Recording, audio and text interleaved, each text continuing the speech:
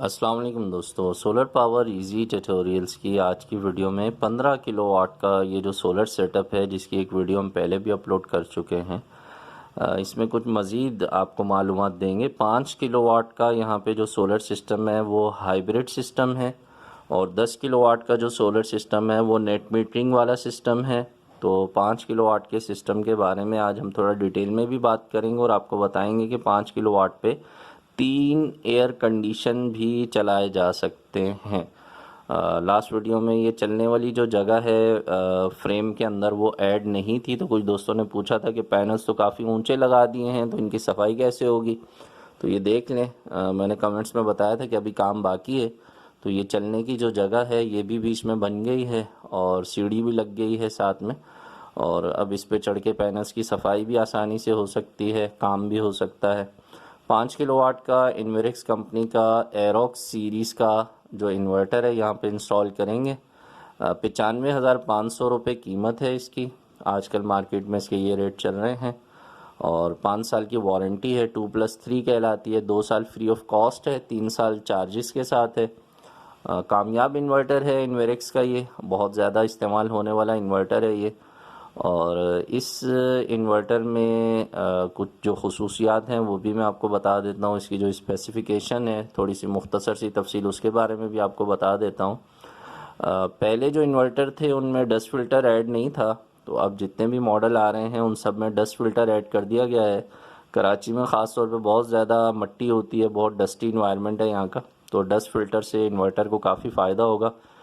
Dust filter जो है वो इजीली रिमूवेबल है, आसानी से निकाल के साफ़ करके दोबारा लगाया जा सकता है। ख़राब होने की सूरत में आसानी से रिप्लेस हो सकता है।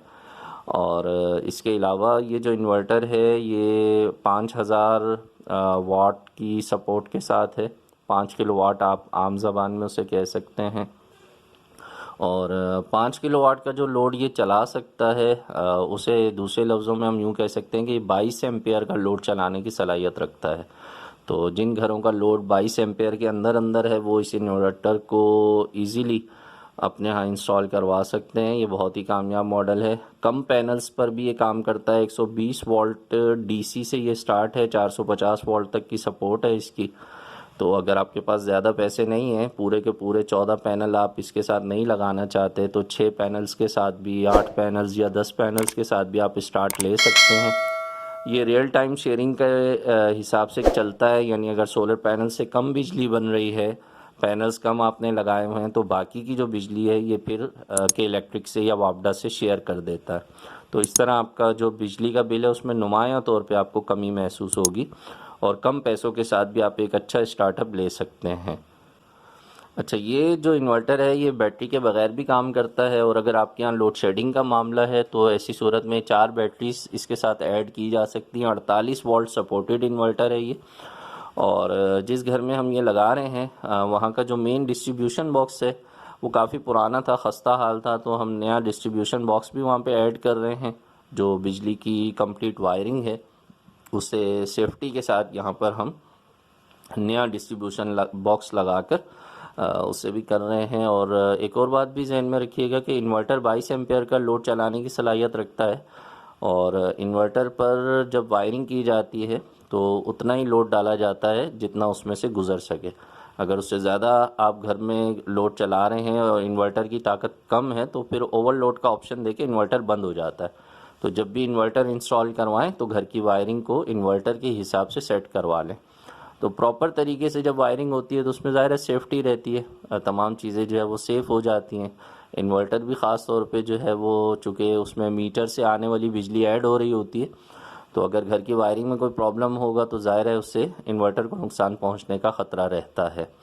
तो अगर आपके यहाँ पुरानी वायरिंग है तो पहले उसे चेक करवा लें, अगर उसमें कोई कमी है तो उसे सेट करवा लें और फिर सोलर सिस्टम इंस्टॉल करवाएं ताकि सोलर सिस्टम को किसी भी तरह का कोई नुकसान ना पहुँचे।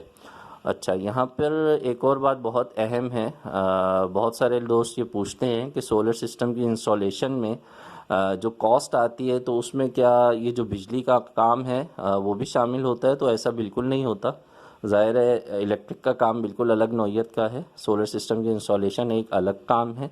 तो छोटा मोटा जो काम होता है वो तो इंस्टॉलेशन के दौरान हम अपनी सर्विसेज में ऐड कर देते हैं, लेकिन अगर कोई बड़ी नौइयत का काम होगा तो उसके अलग से चार्जेस होते हैं। काम के हिसाब से चार्जेस बताए जाते हैं। तो बहुत सारे दोस्त पहले पैसे पूछ रहे होते हैं कि भाई कितने पैसों में आप काम करते हैं, तो उनके लिए ये वजाहत बहुत ज़रूरी है कि हर जगह काम की नौइयत अलग होती है। तो जिस जिस तरह का काम होता है फिर चार्जेस भी उसी तरह के होते हैं। ठीक है, तो यहाँ पर इस वक्त आप देख रहे हैं कि इन्वर्टर के साथ जो है वो वायरिंग का सिलसिला जो है वो जारी है। यहाँ पे सेफ्टी ब्रेकर्स भी आपको दिखाई दे रहे हैं। बाहर जो डिस्ट्रीब्यूशन बॉक्स था वो भी आपने देख लिया। अंदर ये जहाँ पे इन्वर्टर इस्तेमाल किया जा रहा है ये कवर्ड एरिया में लगाया जाता है। चूँकि ये वाटरप्रूफ इन्वर्टर नहीं है, IP65 मॉडल नहीं है ये, तो इसे कवर्ड एरिया में लगाया जाएगा जहाँ पर ये बारिश की नमी से भी महफूज रहे और मिट्टी से भी बचा रहे। अच्छा, जो 4 बैटरियाँ यहाँ पे ऐड की जा रही हैं TX 1800, अब यही TX 2500 के नाम से आ रही हैं। ये पहले की ली हुई बैटरीज़ हैं।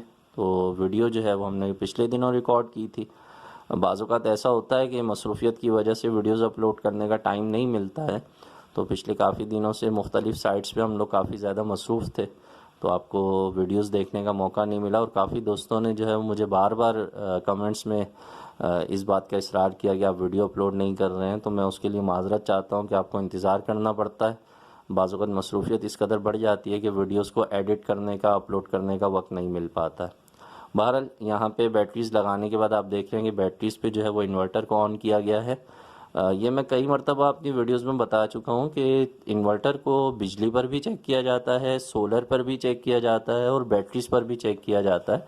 तीनों तरीके से टेस्ट करने के बाद जब तसल्ली हो जाती है तो फिर यूज़र को, जिनके घर पे हम ये सिस्टम लगा रहे हैं, उनको फिर हम इसकी ऑपरेटिंग का तमाम तरीक़ाकार जो है वो समझा देते हैं। वैसे तो ये ऑटोमेटिकली काम कर रहा होता है, लेकिन ज़ाहिर है कौन सी चीज़ किस मकसद के लिए लगाई गई है इसका यूज़र को पता होना बहुत ही ज़रूरी होता है।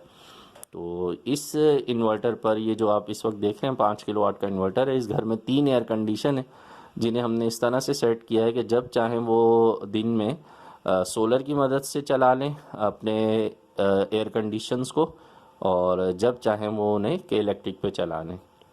तो एक वक्त में 2 इन्वर्टर AC इस इन्वर्टर पर इजीली चलाए जा सकते हैं, लेकिन इस घर में 3 लगे हुए थे तो हमने उन्हें भी सिलेक्टर स्विच की मदद से इस तरह से सेट कर दिया है कि जोन सा भी AC वो चाहें इस इन्वर्टर पे चला लें। 2 AC इस इन्वर्टर पे एक वक्त में चल सकते हैं। तीसरा AC अगर वो ऑन करना चाहें तो फिर ऐसी सूरत में वो के इलेक्ट्रिक की मदद से ऑन कर लें, और अगर वो कमरे में मौजूद नहीं है, बाहर के 2 AC चलाने हैं, तो ऐसी सूरत में बाहर वाले जो दोनों AC हैं उन्हें सिलेक्टर की मदद से इस इन्वर्टर पे कर दें और अंदर वाले को जो है वो ऑफ़ कर दें, या अंदर वाले को के इलेक्ट्रिक पे कर दें। तो ये दोनों चीज़ें मैनुअल तरीके से भी इसमें ऐड कर दी गई हैं और ऑटोमेटिकली तो 2 AC चलते ही हैं। तो जिन घरों में वायरिंग के मामलात आसान हो वहाँ पर ये चीज़ें ऐड करवाना बहुत ज़रूरी है, ताकि आपको बाद में किसी भी किस्म की कोई दुश्वारी का सामना ना करना पड़े। और जहाँ मुश्किल हो तो वहाँ थोड़ा सा ख़र्चा कर लेना चाहिए, चीज़ों में रद्दो-बदल करवा लेना चाहिए, ताकि आपको बाद में आसानी रहे। बहरहाल सोलर सिस्टम को इंस्टॉल करवाते वक्त आप अपनी ज़रूरत के लिहाज से इन्वर्टर सेलेक्ट कीजिए।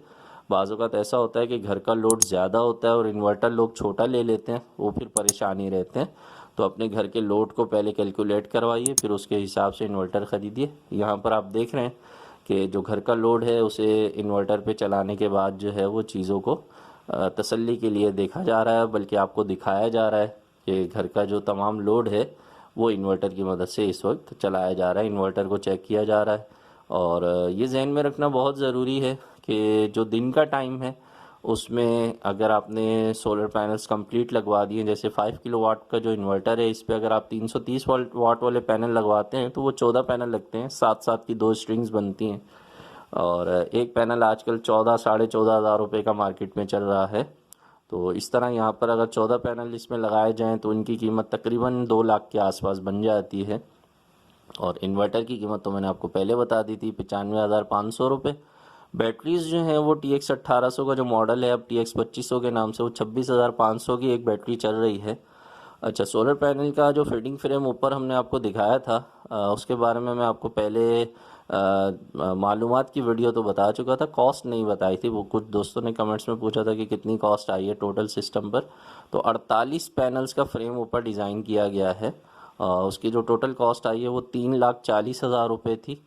अच्छा, ये अब आप देख रहे हैं 10 किलोवाट का चिंट का इन्वर्टर है और ये नेट मीटरिंग वाला इन्वर्टर है, 3 फेज़ का इन्वर्टर है ये।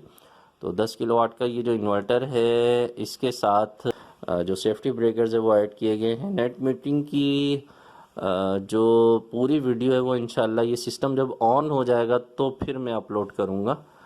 कराची में या पूरे पाकिस्तान में नेट मीटरिंग का सिस्टम इंस्टॉल करने के बाद उसकी परमिशन लेने में 3-4 महीने लग जाते हैं। तो जब ये ऑन हो जाएगा तो फिर इसकी टोटल जो कॉस्ट आई है और इसका टोटल जो ऑन करने के बाद घर का लोड चलाने का मामला है और जो ये शेयरिंग कर रहा होगा वो सारी चीज़ें इंशाल्लाह आपको उस वीडियो में मैं अपडेट करूँगा। बस ये वीडियो यहीं तक है। थोड़ा सा तबीयत भी साथ नहीं देती है, थोड़ा कुछ उम्र के भी तकाज़े हैं, तो आप दोस्तों की दुआओं का मैं बहुत शुक्रगुज़ार रहता हूँ। आप बहुत दुआओं से नवाजते हैं। बहरहाल अपनी दुआ में इसी तरह से याद रखिएगा। मिलेंगे नेक्स्ट वीडियो में। अपना बहुत सा ख्याल रखिए। सोलर सिस्टम ज़रूर लगाइए, अपनी बिजली खुद बनाइए और बिजली के बिलों से जान छुड़ाइए। अल्लाह हाफ़िज़।